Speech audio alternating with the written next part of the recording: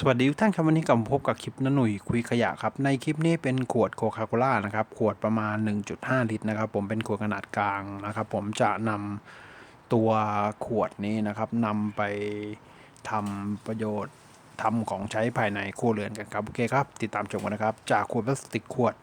โคคาโคล่าครับ 1.5 ลิตรครับผม